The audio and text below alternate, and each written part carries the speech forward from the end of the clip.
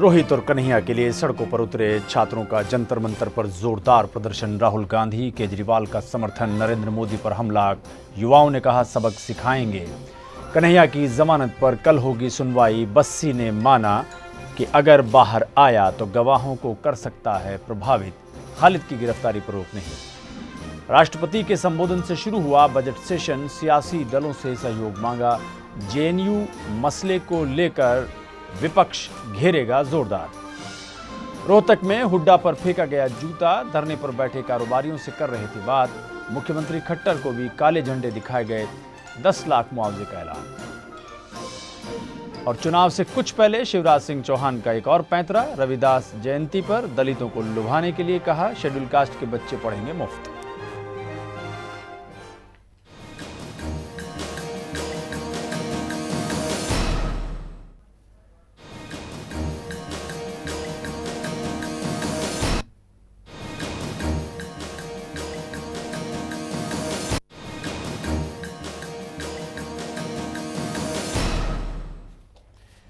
आज हमारे बहस का मुद्दा है संसद बजट सेशन शुरू। संसद का सेशन शुरू हो चुका है और पहले दिन संसद के दोनों सदनों को राष्ट्रपति ने संबोधित किया है।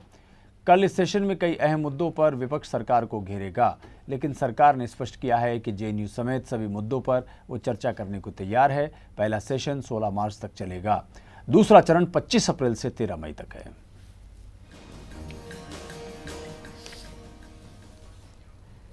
तो इस तरह बजट सेशन शुरू हो चुका है और विपक्ष ने चर्चा के लिए सभी मुद्दे पहले से तय कर लिए हैं। इसमें है जेएनयू के मसले पर सरकार को घेरा जाएगा। रोहित वेमुला, एक दलित लड़के ने हैदराबाद में खुदकुशी की थी, उसका मसला। और पठानकोट में पाकिस्तान के आतंकवादियों का हमला। इस पर यह सेशन हंगामेदार रह सकता है। ऐसे में इस बात की उम्मीद ज़्यादा है कि बजट सेशन का अंजाम शीतकालीन सत्र के जैसा हो सकता है, यानी कोई काम नहीं।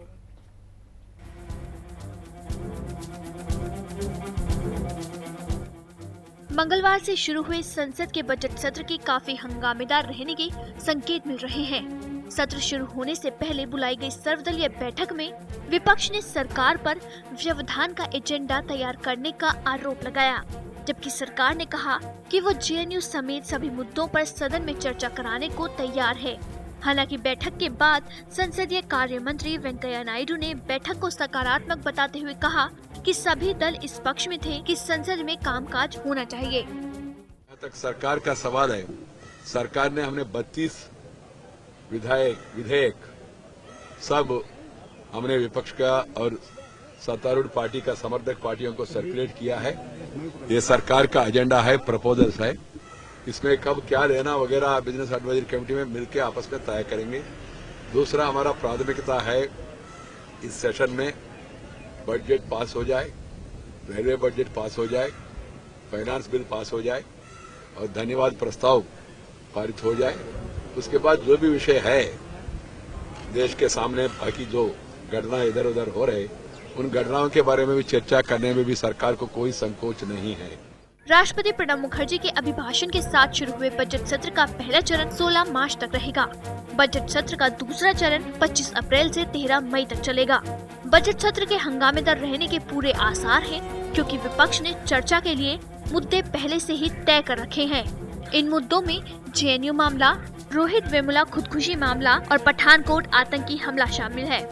इस बार बजट की खास बात ये होगी कि ये बजट ग्रामीण इलाकों, गरीबों और निम्न मध्यम आय वर्ग वालों पर ज्यादा केंद्रित रहने वाला है। बजट से बाजार को बड़ी उम्मीदें नहीं लगानी चाहिए और इंडस्ट्री को भी ज्यादा राहत मिलने की आशा कम ही है। लेकिन इन सभी उम्मीदों के अलावा हमें ये भी उम्मीद करनी चाहिए कि सदन की कार्यवाही सुचारू रूप से चले। विपक्ष के कड़े तेवर को देखते हुए पीएम मोदी ने सभी राजनीतिक दलों से सहयोग की उम्मीद जताई है। संसद का समय का सदुपयोग होगा, सार्थक चर्चाएं होगी, देश के सामान्य नागरिकों की जो आशा अपेक्षाएं हैं उस पर गहन चिंतन होगा। मैं फिर एक बार अब तक जितनी भी मीटिंगें हुई हैं, सभी विपक्ष के साथियों ने जो सकारात्मक रुख दिखाया है। आने वाले दिनों में उसका पूरा पूरा एहसास देशवासियों को जरूर होगा।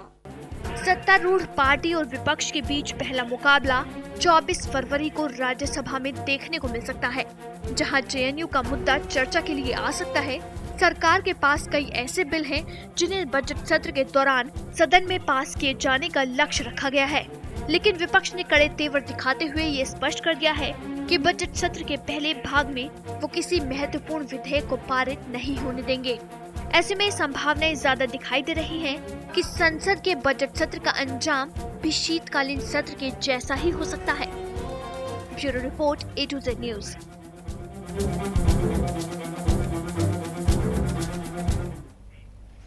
हमारे साथ दो लोग हैं इस मुद्दे पर बातचीत करने के लिए। अमित कुमार गुप्ता साहब हैं, आप एक्सपर्ट हैं मार्केट के, और संजीव कुमार हैं, नेता कांग्रेस। बहुत शुक्रिया आपका वक्त निकालने के लिए। सबसे पहले अमित जी, मैं आपसे बातचीत की शुरुआत करूंगा। इस सेशन में ऐसे क्या बिल हैं जिनका पास होना आवश्यक है और सरकार चाहेगी कि इनको पास करा लिया जाए, क्योंकि पिछले 2-3 सेशन से ये अटके हुए हैं? और मैं चूंकि आप मार्केट से हैं तो मेरा आप in special reference to GST bill मेरा आपसे सवाल है, क्यों पास होना ज़रूरी है? देखिए, जीएसटी से बहुत सारी उम्मीदें हैं। कई वर्षों से आप देख रहे हैं, लगभग पिछले 5 सालों से हम ये अटकलें लगा रहे हैं कि शायद इस साल जीएसटी आएगा, इस साल आएगा, लेकिन 5 सालों से हर बार वो अगले साल पर, अगले वित्त वर्ष के लिए टाल दिया जाता है। और इससे बाजार कहीं ना कहीं बार बार ये समझ रहा है कि अराजकता सी फैली हुई है बाजार के अंदर कि जीएसटी आएगा या नहीं आएगा। कहीं ये डीटीसी की तरह कचरे के डिब्बे में तो नहीं चला जाएगा। तो हो सकता है अगर जीएसटी अभी भी नहीं आया तो जैसे अटकलें हैं कि शायद अरुण जेटली जी इस बार वित्तीय बिल लाएंगे और ये उनका आखिरी बिल होगा। वित्त मंत्रालय या जो मंत्रिमंडल में थोड़ा सा फेरबदल होना है, तो हो सकता है फिर नए वित्त मंत्री जी आए, उसके बाद नए तरीके से, नए सिरे से इस पर भी बहस चालू हो जाए और फिर आएगा नहीं आएगा 5 साल के दौरान फिर अटकलें बनी रहेंगी। जहाँ तक मैं देखता हूँ जीएसटी बिल के लिए वैसे तो सारे रास्ते खुल चुके हैं, लेकिन विपक्ष एक बहुत बड़ी अड़चन बना हुआ है। अगर वो उनका साथ मिला तो जीएसटी आएगा, लेकिन संभावनाएं बहुत ही कम नजर आती हैं। और बजट पर आप क्या मानते हैं, क्या रहेगा? देखिए, बजट पर पिछली बार जिस तरह से, क्योंकि अरुण जेटली जी ने अपना पहला वित्तीय बजट दिया और बहुत सारे प्रोग्राम, नए नए कार्यक्रम शुरू करे, तो मुझे लगता है कि इस बार बजट से आम जनता को फिर से बहुत ज़्यादा उम्मीदें नहीं रखनी चाहिए। उनके उन्हीं कार्यक्रमों में दोबारा से कंटिन्यूएशन बजट आएगा ये, और इससे आम जनता को मुख्य रूप से कोई बहुत ज़्यादा फ़ायदा नहीं पहुँच रहा, ऐसा मेरा मानना है। बहुत सामान्य रहेगा। संजीव कुमार, नेता कांग्रेस हैं। संजीव जी, आपको नहीं लग रहा कि सरकार आपकी पार्टी से लोहा लेने के लिए तैयार है? और वेंकैया जी का बयान आपने सुना, उन्होंने कहा 32 तो विधेयक पास कराने हैं, फिर बजट पास कराना है, फाइनेंस बिल पास होगा, धन्यवाद प्रस्ताव, सभी में आपका सहयोग मांग रहे हैं। वो ऐसा क्यों है? देखिए, सबसे पहली बात तो ये है कि जो हम अभी सरकार की जिम्मेवारियां हैं वो पूरी तरह से निभा नहीं पा रहे हैं। जो भी बिल लाना है ये सरकार की जिम्मेवारी है, विपक्ष की जिम्मेवारी नहीं है कि वो सारा बिल आपको कोऑर्डिनेशन कमेटी बना के उनसे डिस्कस करके कुछ अमेंडमेंट्स करना है तो अमेंडमेंट करके कुछ बातें करके आप इसको एग्जीक्यूट कर सकते हैं। लेकिन जिस एरोगेंसी के साथ पिछले 2 सालों से माननीय मोदी जी का सरकार चल रहा है, उस एरोगेंसी में हर किसी को पीस देना, मतलब कि जो भूमिका जो इनकी है वो एक जैसे लग रहा है ना कि हम इस सरकार नहीं है, ये एक डिक्टेटर सरकार है जो डिक्टेट कर रहा है। तो ये कहां से और किस तरीके से, ये मुझे कुछ समझ में नहीं आ रहा। पूरा एक हौच पौच नहीं होता है, पूरा कंप्लीटली हौच पौच सिस्टम, उसमें किसको क्या रिस्पॉन्सिबिलिटी है ये इनको पता ही नहीं है कि किसको क्या रिस्पॉन्सिबिलिटी है। नहीं, बजट पे आपको नहीं लग रहा है कि आपकी तरफ बहुत उम्मीद के साथ देख रहे हैं और कांग्रेस से उन्हें उम्मीद है नहीं? पिछले सेशन में राहुल गांधी का बयान मुझे याद है, उनका कहना था हमारे मुद्दों को मान लो और सेशन चला लो। ये तो सरकार की जिम्मेवारी है, जो भी देश हित में मुद्दे मानने होंगे, जो भी राष्ट्र हित में। नहीं संजीव जी, सरकार की जिम्मेदारी क्या सदन चलाने की है? सदन तो सांसदों से चलेगा ना। तो सांसदों से चलेगा, लेकिन आप सबको विश्वास में लेके चलाएंगे ना। अगर आप कुछ ऐसा अमेंडमेंट करना है कि ये तो लोकतंत्र है, ये तो राजतंत्र नहीं है कि आप जो चाहेंगे वो थोप देंगे जनता के ऊपर। आज की जो हालात हैं देश की वो बहुत गंभीर है। हमें सोचना पड़ेगा, हमें ये इन सब चीजों पर ध्यान करना पड़ेगा कि ये हालात क्यों हैं ऐसे। आप देख रहे हैं पूरा उथल पुथल लग रहा है कि कोई शासन कानून व्यवस्था नाम की चीज नहीं रह गई है। कहीं भी देख लेंगे, कोई भी मुद्दे उठा के देखें, कोर्ट को उसी तरीके से इन्होंने कर रखा है। कोर्ट में मारपीट कर रहे हैं। जिस तरीके से इन्होंने जो भी फाइनेंस बिल अगर लाना है, जो भी चीज है, लैंड अमेंडमेंट बिल लाया, फिर उसको वापस ले लिया, फिर उसको पारित कर दिया, समझ में नहीं, फिर वापस ले लिया, फिर एक्सटेंशन कर दिया। जब तक आप प्रॉपरली लोकसभा को कॉन्फिडेंस में, विपक्ष सारे, हम ही विपक्ष नहीं, जितने भी लोग हैं उनको सारों को आपको कॉन्फिडेंस में लेके चलना पड़ेगा। सबकी राय आपको माननी पड़ेगी, तभी आप कुछ कर सकते हैं। अगर सबकी राय नहीं मानी जाएगी तो आप कुछ नहीं कर सकते, क्योंकि ये लोकतंत्र है। जनता के ऊपर ऑलरेडी इतना दबाव है, महंगाई से लोग त्रस्त हो रहे हैं। सारे लोग महंगाई करके एकदम परेशान हैं। लेकिन हम किस तरीके से काम करना है ये मोदी सरकार को सोचना है। मुझे इसी बात का सबसे बड़ा दुख है कि ये आम जनता की प्रॉब्लम को नहीं समझ के दूसरों की प्रॉब्लम को अमेंडमेंट करना ये अच्छी बात नहीं। अपने हित के लिए जनता को पीसना ये कहां का ये है, हमको समझ में नहीं। गवर्नमेंट का क्या पॉलिसी है, बिल्कुल ये पॉलिसी ऐसा लग रहा है कि गवर्नमेंट पूरा पैरालाइज्ड हो गई है और इनका पॉलिसी पूरा लैक कर रहा है। कहीं से भी ये नहीं दिख रहा है कि हमें क्या करना है, किस आधार पे चलना है। एरोगेंसी से तो सब काम नहीं हो सकता। भारत एक चलिए अमित जी ये बताइए कि अगर जैसा कि वेंकैया नायडू साहब की जो संसदीय कार्य मंत्री भी हैं, उनका कहना है कि हमें बजट भी पास कराना है, फाइनेंस बिल भी पास कराना है, विपक्ष कहाँ बाधा डाल सकता है? और अगर विपक्ष बाधा डालती है तो सरकार को इससे क्या दिक्कतें आती हैं फाइनेंस बिल्स में और बजट पास कराने में? देखिए, देश भर में इस वक्त जो अराजकता का माहौल है, हरियाणा की स्थिति है और भी जो दूसरे क्षेत्रों में जो समस्याएं आ रही हैं, उनसे मुझे एक ऐसा सा आभास हो रहा है कि पहले विपक्ष चाहता है कि उन मुद्दों को पहले लिया जाए और ये बजट क्षेत्र वित्तीय बिल को बाद में देखा जाए। तो हो सकता है विपक्ष ये मांग करे कि पहले उन मुद्दों की बात करी जाए जो इससे देश में एक खतरे की, भय की स्थिति बनी हुई है। ये बिल तो एक दो दिन बाद में भी पास हो जाएंगे, लेकिन ये जो हमारे देश में रोजाना नुकसान हो रहा है, लोगों की जानें जा रही हैं, जीवन अस्त व्यस्त हो रहा है, ये ज़्यादा जरूरी है ये बिल को पास कराना। ऐसा मेरा मानना है कि विपक्ष इन बातों को पहले उठाना चाहता है और इनको संसद में एक खुले रूप में निर्धारित करना चाहता है कि इस पर सरकार की रणनीति क्या है। अमित जी, अभी तक के ट्रेंड के मुताबिक आप क्या मानते हैं कि, देखिए मैं, चूंकि आप मार्केट के एक्सपर्ट हैं इसलिए आपसे जल्दी एक दो सवाल कर लेता हूं। उत्पाद शुल्क तेल पर इतनी बार बढ़ा दिया गया है कि सरकार अपना घाटा उससे पूरा करना चाहती है, जबकि डॉलर के मुकाबले रिकॉर्ड गिरावट के ऊपर रुपया आ चुका है, 68 से ज़्यादा के नीचे है रुपया इस समय। सरकार के सामने किस तरह की वित्तीय चुनौतियाँ हैं और उसमें उसको ठीक कर पाने में वो क्यों फेल हो रही है? आप देखिए, देश में अलग अलग क्षेत्रों में सरकार को कई तरह से अपने जो खजाने को खर्च करना पड़ रहा है। रेलवे का पूरी तरह से विनिर्माण किया जा रहा है और भी बहुत सारे क्षेत्र हैं। आप देखें, हमारे हवाई उद्योग में देखें तो उसके अंदर आधे से ज़्यादा कंपनियां घाटे में चल रही हैं। आपने बैंकों का हाल देखा, अभी 15 दिन पहले आधे से ज़्यादा बैंक नुकसान में चले गए। तो सरकार के पास पहले आर्थिक स्थिति को सुदृढ़ करने का एक सबसे बड़ा मुख्य मुद्दा है। तो मुझे लगता है कि इस पर जहाँ तेल से हमें कुछ मुनाफा मिल रहा है, वहाँ दूसरे क्षेत्रों में हमें काफ़ी नुकसान हो रहा है। और जिस तरह से विदेशों से कार्यक्रम चल रहा है कि पैसा लाया जाए, विदेशी निवेश को बढ़ावा दिया जाए, तो मुझे लगता है कि बजट में जो भी पॉलिसियां या जो रणनीति होगी वो यही होगी कि किस तरह से विदेशी पैसे को देश में ज़्यादा से ज़्यादा लाने के लिए एक सहयोग की स्थिति बनाई जाए। जहाँ तक तेल की कीमतों की बात है, हो सकता है इसमें थोड़ा सा राहत जनता को मिल जाए, लेकिन फिर मुझे अनुमान बहुत ही कम लगता है। नहीं, ये जो भी चीज़ें हो रही हैं, डॉलर की कीमत, ये देखिए, ये अभी तक ले पूरे सारे विश्व का भ्रमण कर चुके हैं हमारे माननीय प्रधानमंत्री जी। निवेश कहां से आया? आप मुझे एक निवेश के बारे में अगर बता देते हैं कि ये निवेश आया है तो मैं तो मानने के लिए तैयार हूं, लेकिन एक निवेश आज तक भारत में नहीं आया है और सिर्फ उसका एक प्रोपेगेंडा है। ये एक प्रोपेगेंडा है कि ये आएगा, वो आएगा। कब आएगा आप जनता को बताइए ना, कब आएगा? ये सरकार हर मोर्चे पे विफल साबित हो रही है।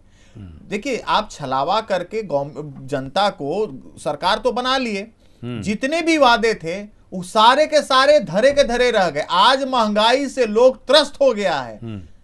एक गरीब आदमी को जीने के लिए जिस तरीके का जो सुविधा, जन सुविधा, हर तरीके का जो भी चीज चाहिए वो उनके नहीं है, उनको खाने पीने की मोहलत पड़ रही है। अभी एक ब्रेक लेंगे, ब्रेक के बाद जब लौटेंगे तो हम बात करेंगे और अमित कुमार जी से समझने की कोशिश करेंगे कि महंगाई क्यों बढ़ती है, महंगाई को कैसे काबू किया जा सकता है और क्या सरकार डेली नीड कमोडिटी यानी रोज़ाना इस्तेमाल रसोई में होने वाली चीज़ों की कीमतों को क्या सिर्फ उनको कीमतें कम कर सकती है और बजट में इससे कैसे राहत मिल सकती है। ब्रेक के बाद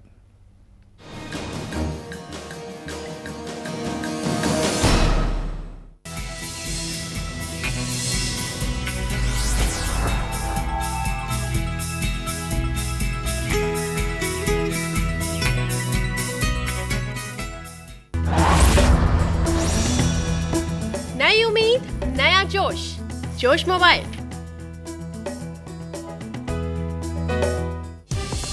बुनियादी सुविधाओं में कमी या अधिकारों पर हो हमला, अफसरशाही से जनतंत्र तक की राह या सरकार से अपने हक की हो चाह, हम हैं आपके मददगार।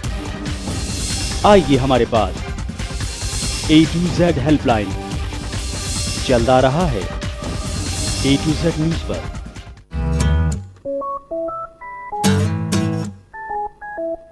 उम्र ही कुछ ऐसी है, शरारतें करने दो। दिल तो ये बच्चा है, इसे शरारतें करने दो। Yes, I may be more solved than ever, getting naughty better late than never। उम्र ही कुछ ऐसी है, हमें शरारतें करने दो। जोश मोबाइल हर दिल में जोश लाए।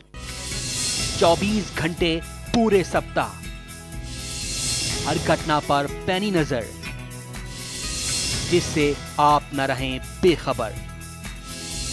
मिलती रहे आपको ताजा खबर, आपके और हमारे मिलने का एक नया प्लेटफॉर्म। डिश टीवी का चैनल नंबर 573।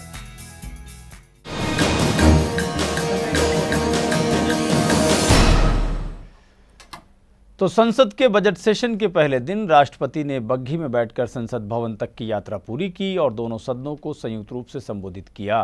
प्रणब जी ने, उपराष्ट्रपति और प्रधानमंत्री ने उनका स्वागत किया। सदन में राष्ट्रपति ने जिस तरह का भाषण दिया उससे ये अंदाज़ा लगता है कि सरकार का इस साल का बजट काफ़ी सोच समझकर लिखा गया है। हालांकि एक्सपर्ट जो हमारे साथ बैठे हैं, अमित जी, उनका ये मानना है कि उन्हें बहुत ज़्यादा उम्मीद नहीं है।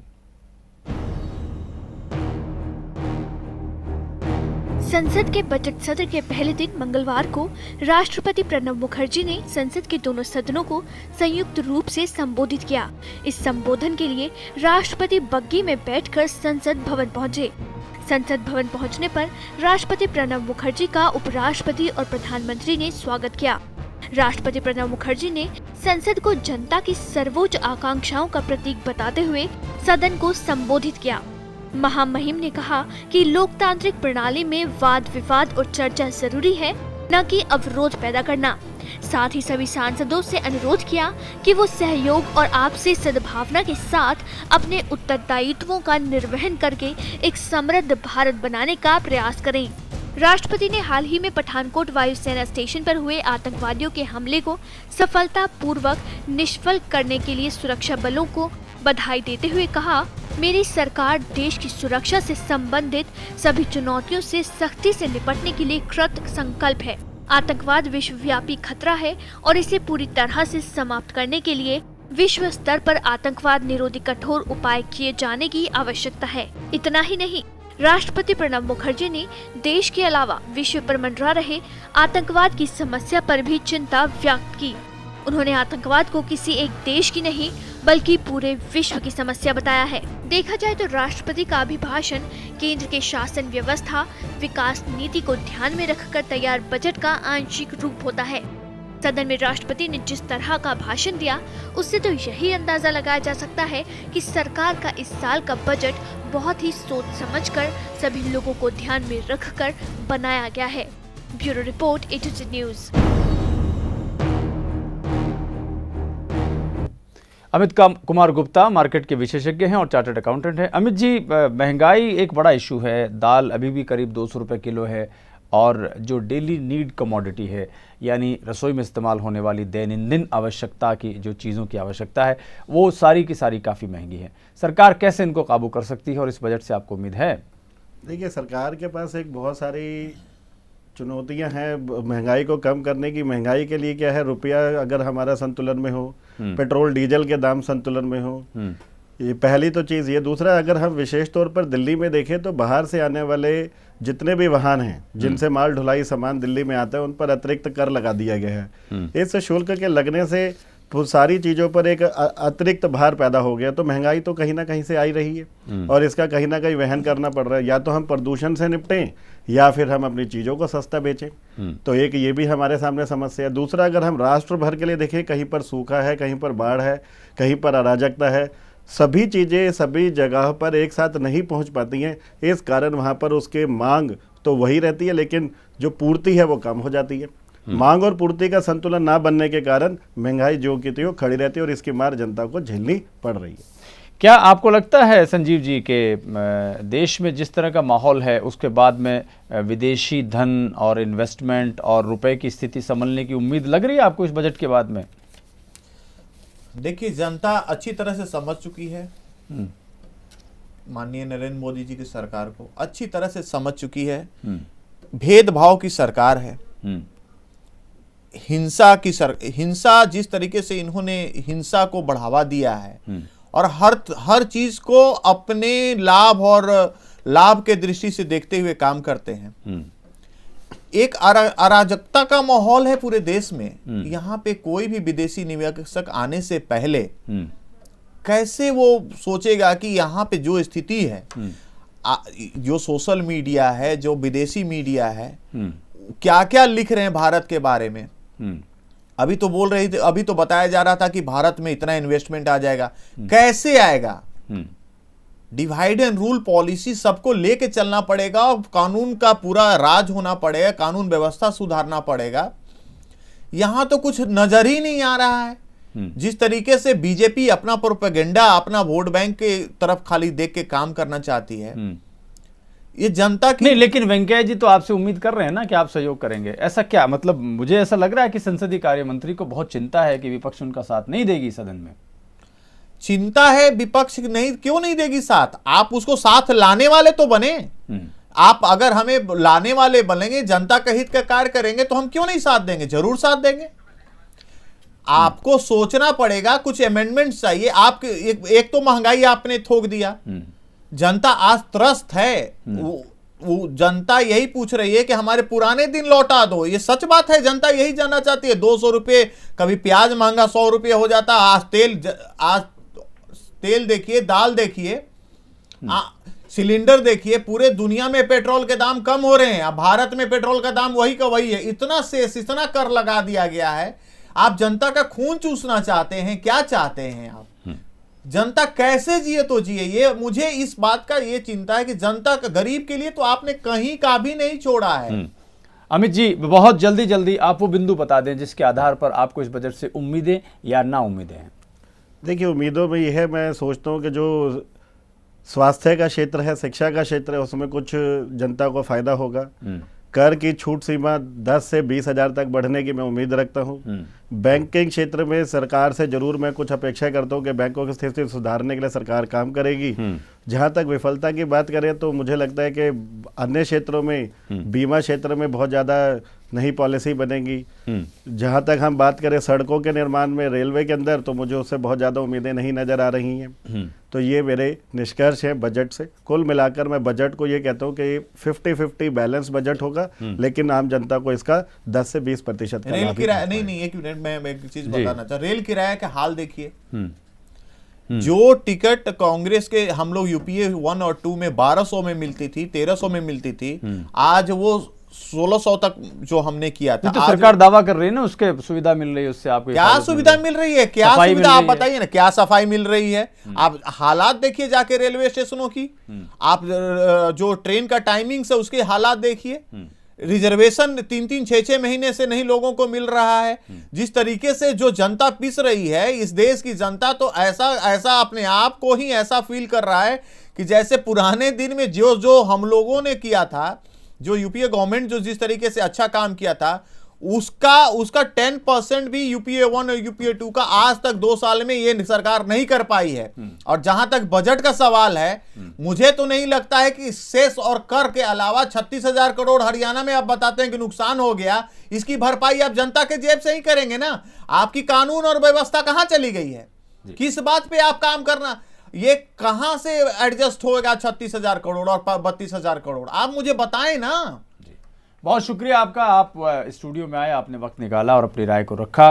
सरकार के लिए निस्संदेह ये बजट सेशन काफ़ी चुनौतीपूर्ण होने जा रहा है, क्योंकि ना सिर्फ कानून व्यवस्था और डॉलर के मुकाबले गिरते हुए रुपए की दर, बल्कि देश में सांप्रदायिक सद्भाव को लेकर हुई कई घटनाएं और छात्रों के लिए इस गवर्नमेंट के रवैये पर विपक्ष से काफ़ी हद तक घेरेगा। आज के इस डिबेट में इतना ही। नमस्कार।